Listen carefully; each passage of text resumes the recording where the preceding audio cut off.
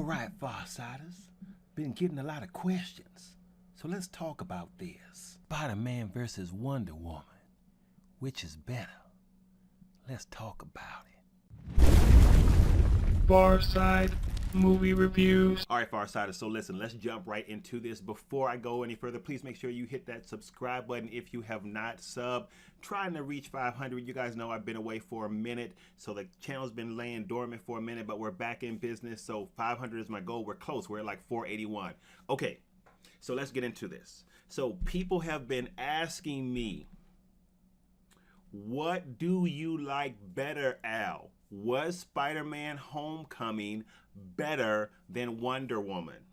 Now I'm going to flip that question back on you. What did you like better? Was Spider-Man Homecoming better than Wonder Woman? So I'm about to get into my thoughts about all of this, and probably some of it's going to get me in trouble, but when have I not said something stupid before? All right, so for all of you math junkies out there, if we look at just the numbers, Spider-Man beats Wonder Woman. It came in at $117 million this weekend, opening weekend. But don't sleep. Wonder Woman actually came in at $108 million opening weekend as well. So she didn't slouch. But also, you have to respect what Princess Diana has done. This is what, like week 5 of this recording, and Wonder Woman is still coming in within the top 5 at the movie theaters. And we've actually had some pretty decent films between now and when Wonder Woman first dropped, which I don't know if you remember or not, but it's like the first weekend in June. Does any of that tell whether Wonder Woman is the better movie or not? You guessed it, not at all.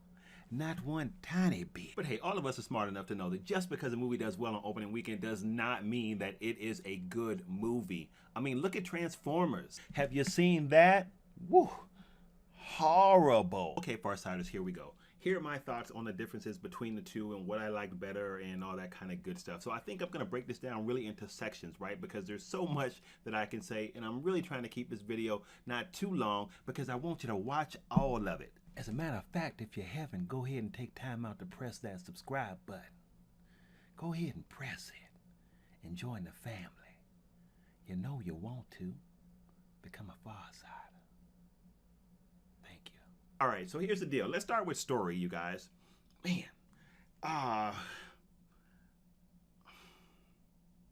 okay, so I gotta say that I think just story-wise, in terms of how much I enjoyed the story, I'm gonna have to go with Wonder Woman. I know it, man, I know it.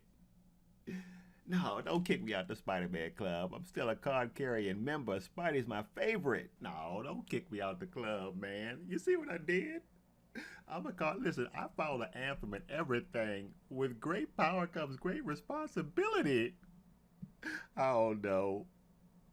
Oh no. Come on, Farsighters. You guys know that I love Spider-Man. I'm a big fan, but I have to be honest here. I mean, the story in Wonder Woman was much more interesting to me and much more appealing to me. I mean, the way that they set that story up, it was an origin story for her, but the way that they set it up and the way that she developed during the story was just really great to see from a whole bunch of different aspects, right? Just to see her innocence and just to see her develop and to see her kind of come into her own in terms of the power that she had. I just enjoyed it better. I mean, that's all I got for that. Let's move on to point number 2. So Farsighters, this next comparison is kind of tough because we're going to talk about the performances or the acting and what movie had better acting.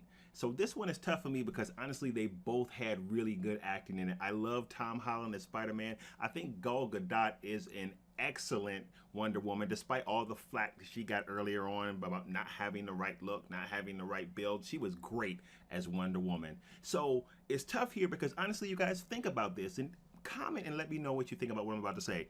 These movies are both superhero movies, right? But they are actually very different movies. They are quote unquote superhero movies, but when you talk about genres, they are kind of action movies, but to me, one is almost, I wouldn't classify Spider-Man as a comedy, but it's definitely more on the comedic side. And that element makes it a lot different, in my opinion, from Wonder Woman.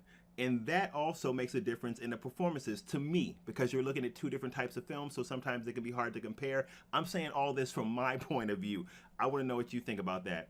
But in terms of the acting, these things are almost neck and neck for me. I thought both of these things had some really good acting, really good performances. No one seemed out of place, or no one seemed like a miscast to me in any of these movies. I liked both of them. So when it comes to acting, I think that they're probably even for me. But as I said before, point number one, I enjoyed Wonder Woman more because I thought the story was better in Wonder Woman. Okay, so now let's talk about the action in the movie. All right, so I'm going full on unapologetically when we talk about the action with Wonder Woman. No question about it to me. One of my biggest complaints about Spider-Man was that the action was not as dynamic as it should have been. It wasn't nearly as visceral as it should have been. I said in my Spider-Man review, which I actually will put up at the end of this, that he at no point really seemed like he was in danger to me. It just definitely was not as visceral and dynamic as I would have liked for it to have been. And in some places, some other reviewers actually commented on this, it was kind of hard to track the action as well when he was interacting or fighting with Vulture. Wonder Woman, on the other hand, was different, dynamic. Hands down, the action in Wonder Woman was a lot more entertaining, a lot more visceral. I said that in my Wonder Woman trailer review too. I said one of the things that's going to make this movie good is if the action is visceral and dynamic, and they came through with that. So listen, I'm going with Wonder Woman on the action piece. It was dynamic. The choreography was better. It was just better. It was more fun to look at. There's no question about that. All right, Farsiders, so let's talk about these last two things together, and then I'm out.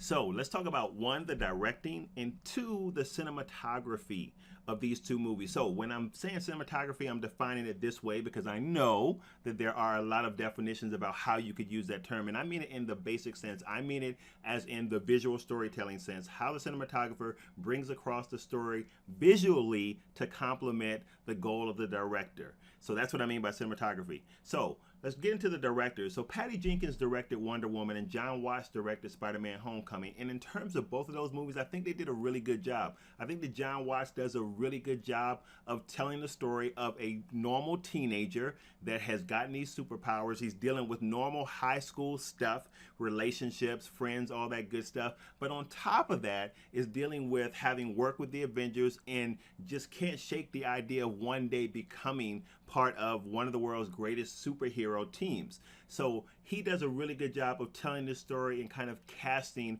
that whole idea for us on film. The same thing with Patty Jenkins in Wonder Woman. She does a really good job of telling an origin story. Now, if I had to lean on the direction that I liked a little bit better, I would probably say Wonder Woman, and it goes along with some of the other stuff I said in terms of why I like Wonder Woman better than I did Spider-Man. But I just think the direction of both of these films, both of the directors really did a good job of bringing across their vision for us as viewers on the screen. Now, cinematically, I definitely would go with Wonder Woman. I like the visual appeal and feel. The visual storytelling of Wonder Woman to me was much more enjoyable than Spider-Man, but that's not to say that Spider-Man was bad. I thought Spider-Man was fine. I thought it was good. It just was not as visually stimulating for me as Wonder Woman was. So I'm going with Wonder Woman with that. So now I'm curious to know what you think. I've said a lot here, and I want to know what you think. What did you like better? Why did you like it better? Please put that in the comments below. Let's talk about this because people have asked me about it. Guys, if you like this, please make sure that you like it, give it a thumbs up. Please make sure that you comment. We just talked about that. Please make sure that you hit that subscribe button. We're pushing for 500. We're close. But outside of even just hitting that for that reason, guys, I want you to become a Farsider. If you like this video, join the community so we can talk movies together. Finally, I am going to talk about my top 4 reasons. I'll be putting that video up very shortly about why you should be very excited about Valerian and the City of 1,000 Planets. I don't know why more people aren't talking about this. This thing, it's got to be because people don't know. Check out my video. It'll be coming up pretty soon. Guys, there's some other videos up here that you can see that I've done recently. You can check out the video for Spider-Man Homecoming. Definitely, that should be up on either side of me or somewhere on the screen. Guys, thank you so much. And with that, I will see you on the next video. Bye-bye.